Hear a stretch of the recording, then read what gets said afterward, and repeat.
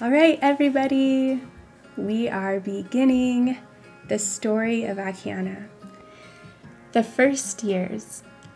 2 weeks overdue, but exactly on the destined due date, our daughter was born as a hot, muggy July day dawned over our home. Like millions of other parents, we felt that there had to be some higher power behind this wonder. But at the same time, we knew nothing about him, nor did we suspect the spiritual transformation that our family would experience due to the influence of this 9-pound baby girl. After her underwater birth, we held her in the warmth of the birthing pool as she looked up at us with her blue eyes. Through the ripples, we could see her long hair floating in the water and her delicate fingers occasionally grasping the pulsing umbilical cord. My husband, Marcus, cut the cord, and we named our newborn after the Russian word for ocean, Akiana. She will have bright eyes, he noticed. She will be a picky eater, I said, as I observed the way she suckled. Relieved that the home labor had passed without serious complications, we were elated to kiss and rock our third child. The midwife had come, but only to tell us we needed to pay her, and so it was that Akiana came into the world on her own. We had recently moved from Chicago to the small town of Mount Morris, Illinois, and the only place we could afford was a shack on the edge of a cornfield. Outside of the house, we felt no safety.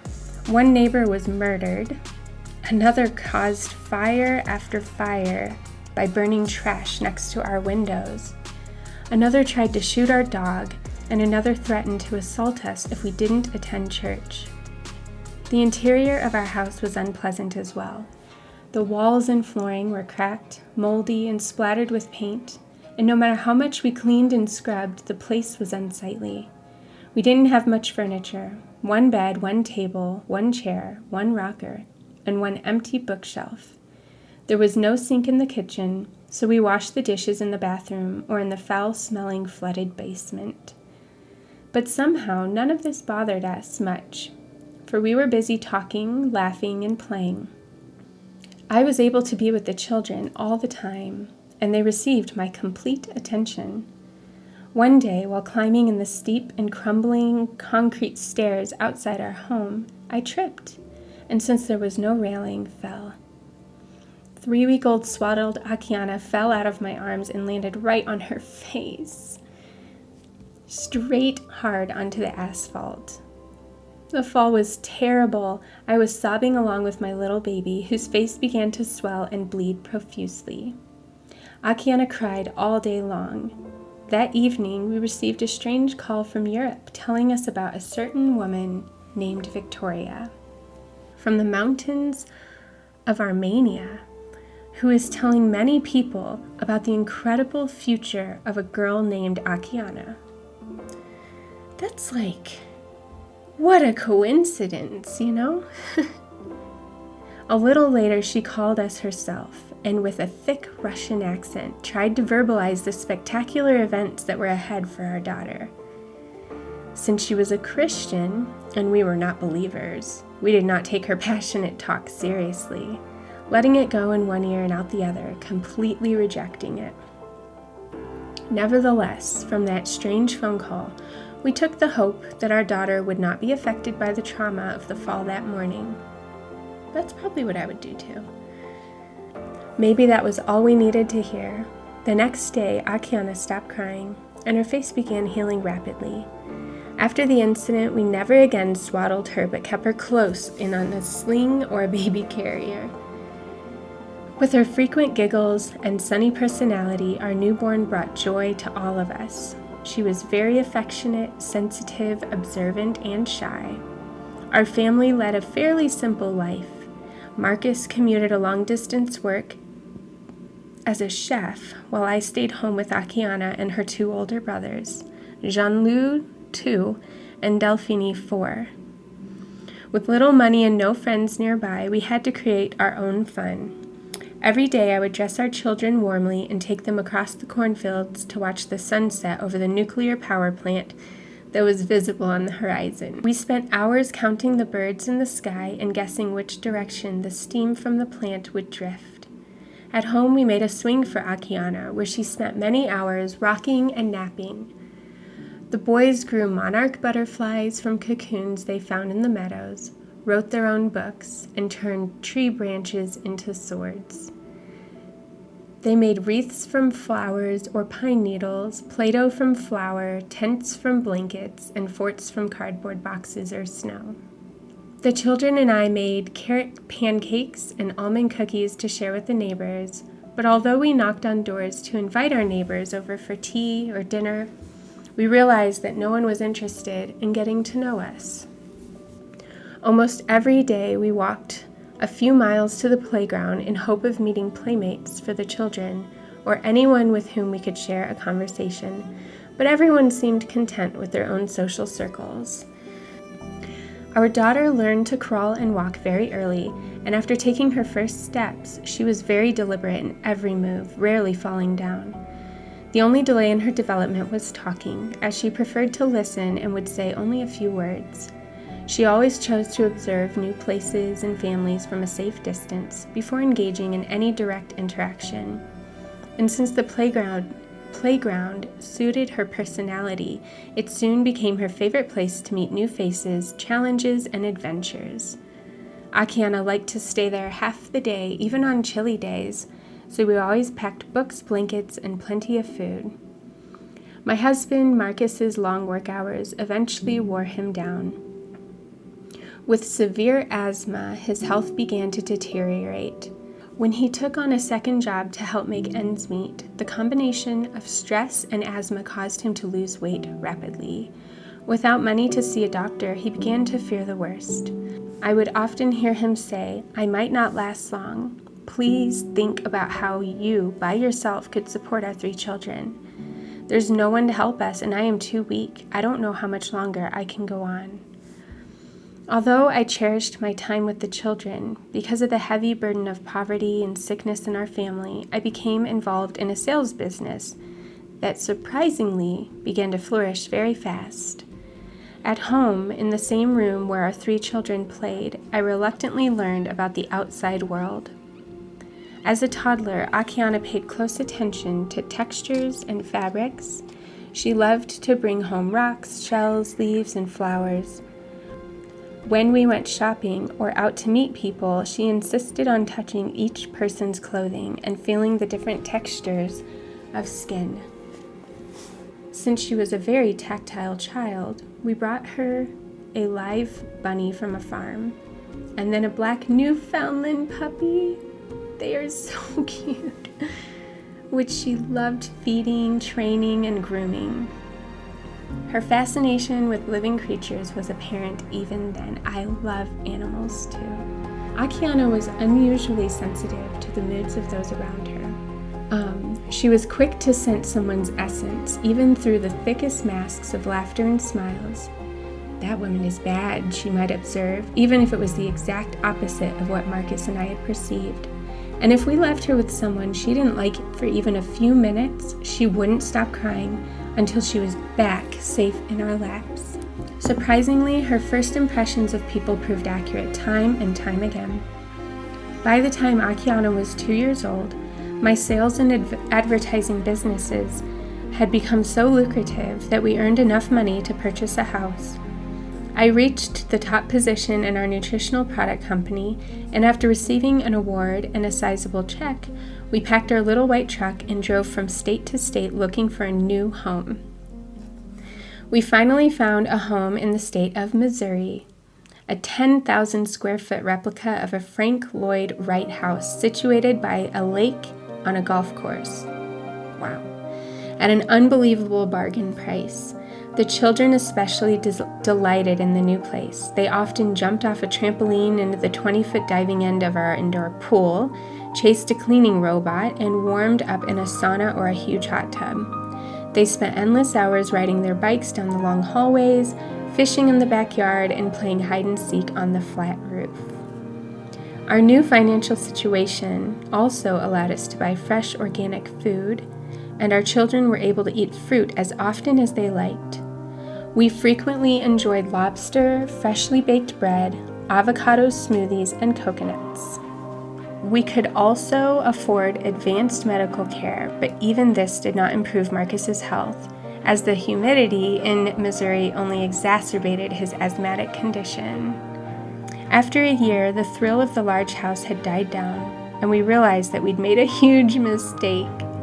We just didn't need all of that space. In fact, we didn't even call it our home anymore. We jokingly called it the Frank Lloyd Wrong House. That's funny. The sanatorium, the Pentagon, or just the hotel. Aww. And so we resolved to hire a realtor and put it up for sale. With shoes neatly lined by the door, with towels perfumed in the bathrooms, and the slate black tile floor polished to perfection, we had one showing after another, but no one was interested. Dreams and drawings begin. Before we could fully comprehend what was happening, I found myself in the sinkhole of the business world. Although Marcus helped me with office duties every day, I was able to work mostly from home, I felt that over time my bond with my children had been weakened. I was pulled between the business and the family. Money didn't seem to bring us more happiness. Instead, my work was clouding the joy of motherhood that I had once experienced. Because Akiana and her brothers had only a few acquaintances and had never formed deep relationships with anyone outside the family, they played mostly with one another. Our family never talked about religion, never prayed together, and never went to any church. I had been raised as an atheist in Lithuania, and Marcus had been raised in an environment not conducive to spiritual growth. The children did not watch television and had never been out of our sight, and were homeschooled. Therefore, we were certain that no one else could have influenced Akiana's sudden and detailed descriptions of an invisible realm. I love that so much. It gives me goosebumps. We can't remember the exact month, but one morning when Akiana was 4, she began sharing her visions of heaven with us. "Today, I met God," Akiana whispered to me one morning. "What is God?" I was surprised to hear this. To me, God's name always sounded absurd and primitive. "God is light, warm and good. It knows everything and talks with me. It is my parent." "Tell me more about your dream," I said. "It was not a dream. It was real." I looked at her slightly puffed eyes, and in complete disbelief, I kept on asking her questions. "So, who is your God?" "I cannot tell you," Akiana lowered her head. "Me? You cannot tell your own mom?" The light told me not to. She was firm. "Akiana, darling, you can share anything with me. You know I won't tell anyone." Yes, you will. You cannot know." "Why did you think it was God?" "Just like I know you are my mommy, and you know that I am Akiana." "Who even taught you such a word, God?" "You won't understand." I was astonished to think she felt she could not tell her own mother. Even more puzzling was the fact that she had learned the word God on her own. Upset and uncomfortable, I suggested that maybe it was a nightmare, and if she would just talk to me, I could help. I begged her that whole day to tell me anything at all about her dream, but she never gave in.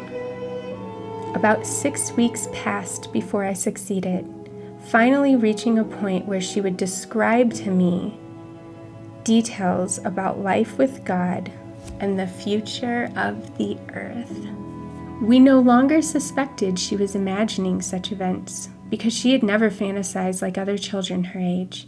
She never initiated pretend games, talked with imaginary friends, or visualized living in other places as so many young girls do. With her matter-of-fact approach to life, she always took play and work very seriously, preferring everything to be real. She simply had no interest in fairy tales, fantasies, or anything artificial. Now she began to share these new experiences, which were unlike anything we were accustomed to hearing. The smallest details, the prophetic speech, and the sense that she spent more time away in the spiritual world than with our family were all hard to ignore. Sometimes she sounded like an older woman, not because of her voice, but because her total sincerity, her strangely compelling comments, and her broad vocabulary. It scared us and inspired us at the same time. Though I had promised I would not tell anyone, I did not keep my promise to her. Since I burned to share her stories with others, somehow, little by little, I started relating them to a lot of people. I was giving away Akiana's secrets, but it was premature. What Akiana knew and saw was not meant to be known or disclosed, for neither I nor others were able to handle the messages at that time. I learned when Akiana shared these dreams and visions, which to her were actual life experiences, to stop telling others. I simply began recording them in a journal. About the same time as the visions began, Akiana suddenly began showing an intense interest in drawing. She began sketching hundreds of figures and portraits on whatever surfaces she found at home, including walls, windows, furniture, books, and even her own legs and arms. The different poses were drawn mostly from her imagination. Sometimes she scribbled and sketched with her eyes closed, and sometimes with her pencil between her toes or her teeth. There were also times when I would find our white walls smeared with charcoal from our fireplace or with fruits and vegetables from the garden. And sometimes after a reprimand, she would scribble on the bottom of the table so we would not see her mischief. One day we noticed white spots on her front teeth and we asked what had happened, but Akiana just turned away. Akiana ate a tube of toothpaste, Delphine accused. Her angel's teeth are so white they sparkle. She thought that if she ate toothpaste, her teeth would also get whiter. The next morning, after unscrewing almost the entire bookshelf to make an easel, Akiana woke me up at 4 a.m. by waving a drawing of a woman over my face. "Look, this is her. This is my angel," Akiana explained. "Her skin is so smooth. Not one spot. She doesn't smile in my picture because paper is not white enough to show how white her teeth are. And I wanted to show how she talks to me with her eyes. You see, where God takes me, He teaches me how to draw." Our 4-year-old daughter was most inspired by faces, and she would sit for hours drawing, erasing, and shading their features. For the next 2 years, the walls of our home were filled with sketches of her family, her acquaintances, and faces that she dreamed about. At this point, she didn't work with colors. She asked only for lead pencils and charcoal. Akiana seemed unusually patient and serious for one so young, totally dedicated to her work, not a perfectionist in any other area of her life. This intensity of focus came as a surprise to us. She'd leave her room untidy or her hair uncombed, but her portraits had to be absolutely perfect. Her images were often very perceptive. Once, when Akiana sketched the portrait of a woman who seemed to be very happy, she depicted her subject with a very sad expression. Upon seeing the picture, the woman tearfully admitted that her happiness was a front, for she had just lost her only son. Another day, she showed me a sketch of myself looking to the side. "You look away from me and my brothers. I want to be with you more. You spend all your time in your office and have no time to play chess with me. We need each other. We need kisses." One summer afternoon, Akiana ran around the house feeling all the glass, tiles, stones, and walls that she could get her hands on. After being unable to find any materials that matched what she wanted to describe, she sat quite disappointed on the tile floor and started sketching a series of concentric circles with a candle on the pool window. "Oh no, I can't find it here. I can't show you the house of light. I wish you could see it. It's so beautiful and so big. It looks like circle, circle, circle, circle, inside circle, circle, and circle. God lives there. Walls like glass, but not glass. Water pink, purple, and many other colors I can't find here. Trees and grass are not green there. There are..." She ran outside and promptly returned with a fuchsia flower. "Close to this color. Then I plant a tree, a big tree. It has yummy fruit." "What fruit?" "It tastes good, better than anything you've ever tasted. The light gives me fruit." "For what?" "To breathe." "What do you mean?" "To live. I plant that big tree. You will eat it too." "Why me?" "I don't know. God says many will need to eat that. The tree will always be there on a new earth." "What else do you remember, Akiana?" "I eat there, but I don't go to the bathroom." "That's nice." "The plants there move and sing when I move and talk. It seems as if they can think. Animals there are not like here. They listen to me, and they're not afraid of me, so I can pet them whenever I want. Some of them create the most amazing plant sculptures. I also fly on top of huge birds there while I'm strapped inside a cage that looks like this." She touched a diamond inside my wedding ring. "I am good there, and I listen there. Everyone listens there. God is there." Slowly and cautiously, Marcus and I tried to logically fathom the realm our daughter was sharing with us, but we just couldn't do it. We had to either take a leap of faith or remain locked up in skepticism and doubt. The leap was not a step and not a climb. It was a direct fall. We didn't know what was below, but we had a hunch that it wasn't worse than where we were standing. For the first time, we began sharing with each other our own budding faith. After several discussions, both of us came to the conclusion that it was better to believe in God and to be wrong than to believe that there was no God and to be right. The way we thought about it, we had nothing to lose by believing. When Akiana was 4.5, she started showing great interest and talent in gymnastics. But when she found out that all professional gymnastics suffered through quite a few injuries throughout their careers, she had to make the difficult decision between art and gymnastics. After giving this plenty of thought, she chose healthy hands for her art. Then she started dancing. She danced on the couches, on chairs, and in bathtubs. She danced in front of a mirror and in front of our family and guests. Greatly intrigued by movement, physiology, and anatomy, our daughter was now inspired to be a ballerina and a doctor. Anything relating to health, the human body, or behavior simply intrigued her. But there were few things harder to understand than Akiana's response to music. For her first 5 years, she would start to cry every time any type of music was played. Later, when she was able to talk, she would beg us to stop the music, and no one had the slightest idea why.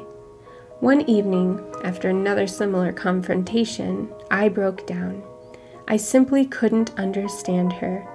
As I sobbed, I felt small hands raise on my wet face, and I barely heard my 5-year-old's apology.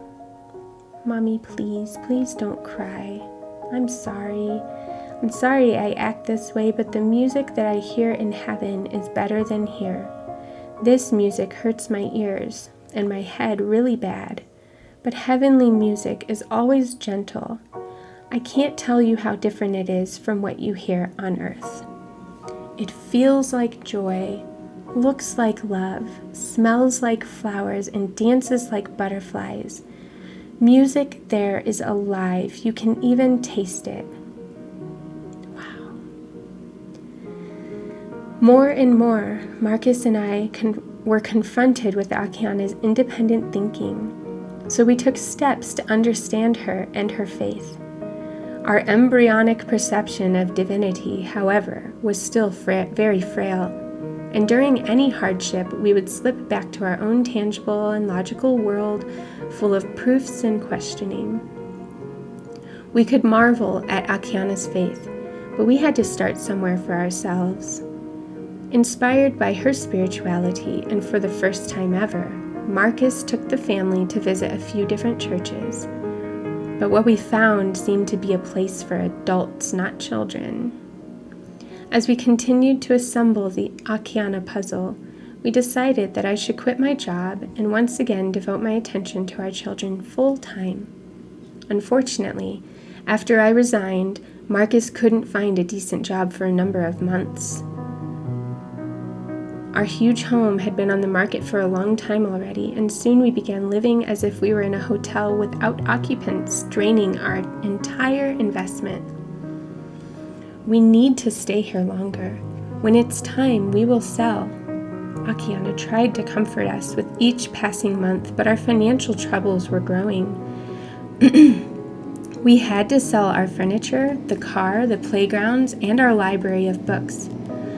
Akiana was able to bring in a small amount of money by teaching other children to draw, but our family continued accumulating heavy debts just to stay afloat. It seemed so odd that we owned one of the largest and most famous residential houses in the country, but we drove an old rusty pickup truck, ate canned beans, washed our clothes by hand, dusted empty bookshelves, and cooked potatoes in the fireplace. Yet at this point, because of our newfound belief, we were even more drawn to God. For the first time in our lives, we were experiencing indescribable joy, harmony, and peace. A new world of color and words. Despite our financial plight, God impressed upon us to have a fourth child, a decision that led to the most difficult pregnancy I had ever experienced. I was confined to my bed and suffered severe round-the-clock vomiting, and if I had to leave the house, it was always with the aid of my husband in a wheelchair. Because of the challenges we faced during this time, we felt that we could no longer school the children properly ourselves. We assumed that a religious school would be most suitable for our daughter's spiritual inclinations, so we sent the children to a parochial school that, due to our circumstances, offered us free tuition. Although Akiana enjoyed the structure, the studies, and the friends she'd made in her first grade class, she often complained about the noise. By the time she finished her classes and came home for the day, she was inclined to rest and had very little energy left for art. As busy and sick as Marcus and I both were, we gradually began to recognize Akiana's unique talents. We had more questions than answers about her dreams, though at that time we were only comfortable sharing with others her unusual gift for art. One day at the craft store, Akiana spotted a box of oil pastels. Although she'd never seen or touched any before, she announced, "I think I'm ready to paint in color." At home, she immediately began to explore the new medium that we had purchased for her, rubbing her fingers between the sticks to blend them. The world of colors was now wide open for her, and the more she worked with it, the more confident and joyful she became. On one occasion, Marcus and I asked Akiana and her friends to participate in a country art competition. She was the youngest contestant and didn't even win a ribbon. The jury simply told us that she had no talent. We tried to support Akiana by displaying her drawings at a local art and crafts fair, only to be disappointed again. Most people doubted that a 6-year-old could be so artistically advanced. They refused to believe our daughter had actually created the pictures. Wow. "Mommy, how come no one looks at my drawings?" Akiana asked me sadly during her first show. "Look, the teachers of my school have just passed. I saw a librarian and the banker. Have you seen how they looked at our stand? How? Without any wow, without any interest. Barely attached to the display wall with pushpins, Akiana's drawings were flapping in the wind. We couldn't afford frames. Akiana, I just don't know why their eyes aren't in your art. One day it will be different, Mama. One day it will change. That spring, in the same inflatable pool we had used for all the underwater births, we had an 11-pound boy. Bless them. The minute, now I don't know how to say his name, Elia, we'll say. The minute Elia was born, the vinyl pool burst, as if to signal that this would be our last delivery. All 3 children were in the family room at the time of the birth, so immediately following Elia's arrival, they poured into the master bedroom. In no time, they were able to hold the plump newborn. Now that Akiana was no longer the youngest, her mannerisms and intonations seemed to instantly mature. A few months before the school year ended, our family was on the brink of declaring bankruptcy. Since realtors hadn't been able to sell the house in almost 4 years, even at a significantly reduced price, Akiana suggested that we try to sell the house ourselves. We felt we had nothing to lose. Surprisingly, we were able to find a buyer the very next day.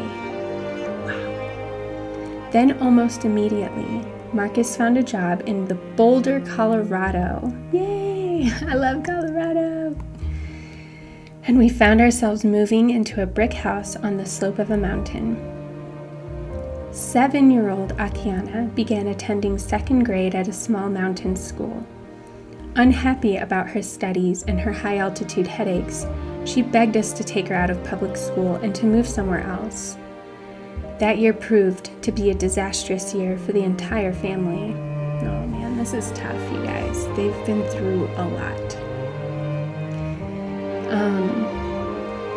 Marcus and I were very sick.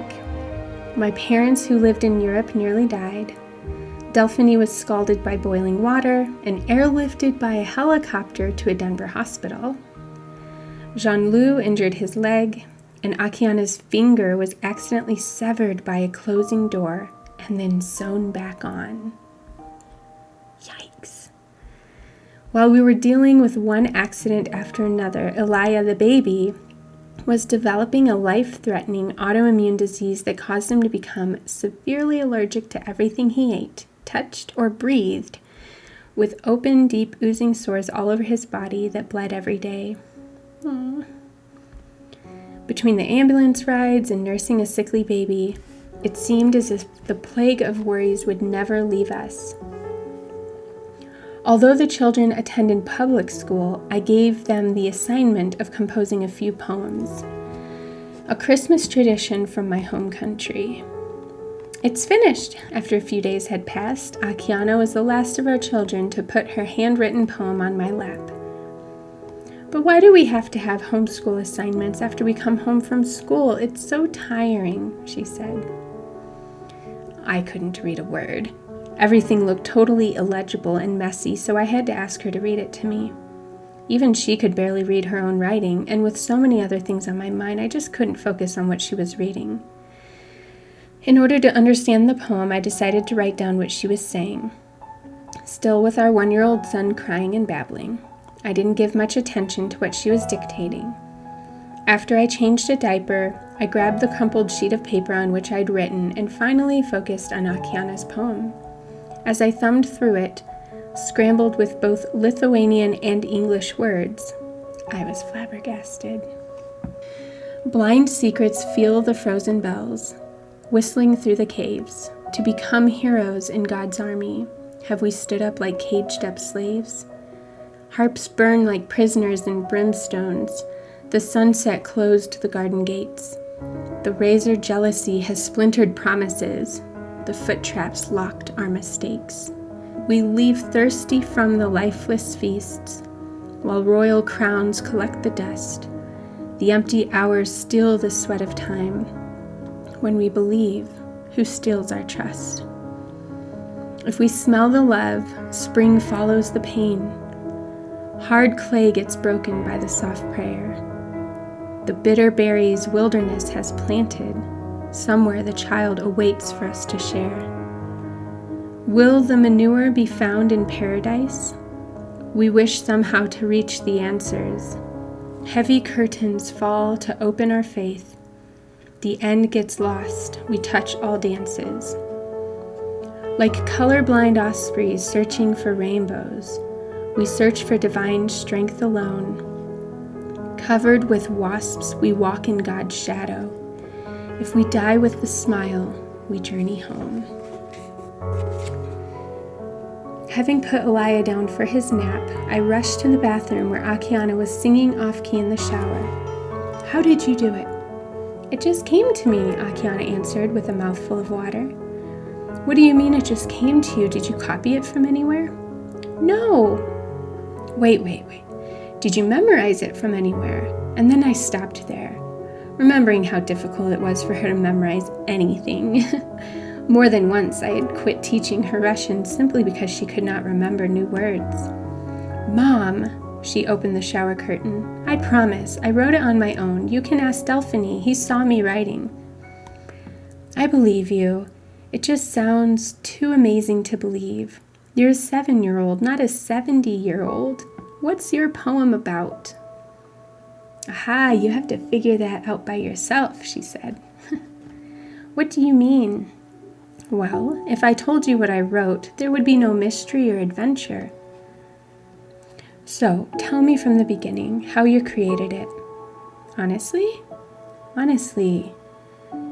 Well, I really had no ideas for a few days, but then I prayed, and all of a sudden I started seeing the words and images right inside my head. It's weird, but it happened. Honestly, I don't even know the meaning. Do you think it can happen again? I don't know. As I was rereading her thought-provoking poem, I started to sob. Her composition astonished us, especially knowing that Akiana always had quite a challenging time with languages. She was not articulate and didn't enjoy reading at all. Akiana now began to either handwrite poetry or dictate it to me, often creating a poem effortlessly within seconds, a poem that needed no editing. Each poem seemed as dynamic and flawless as the next.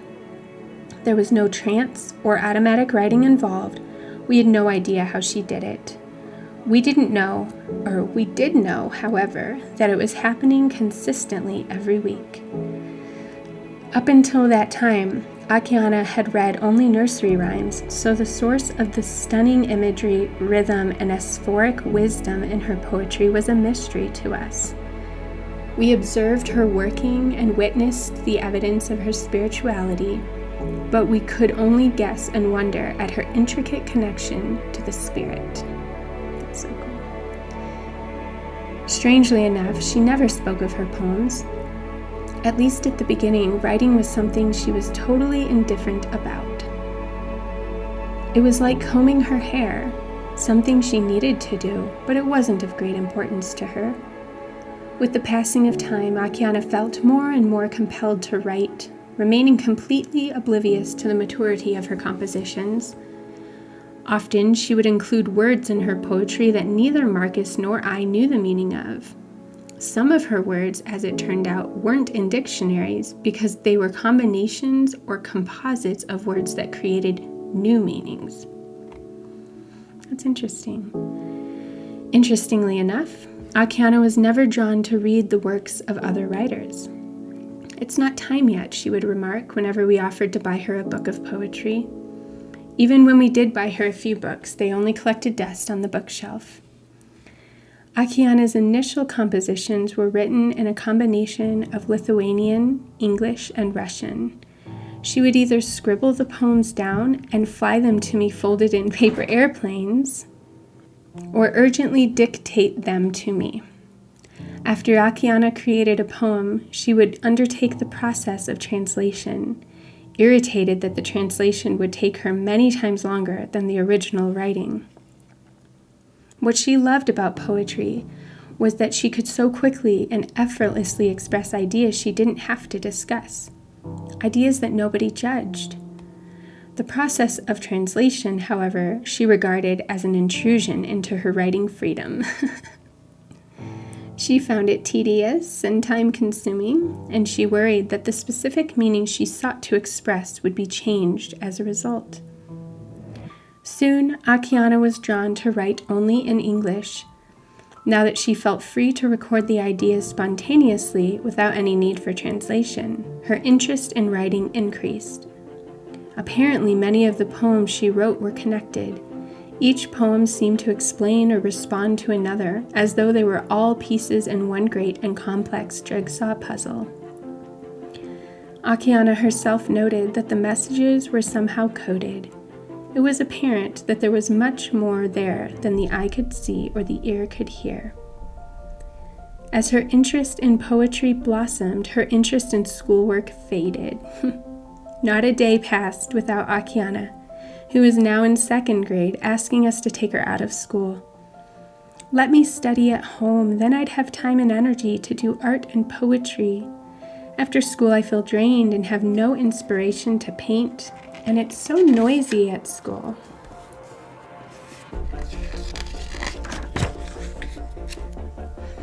You still get good grades. Aren't you one of the best students?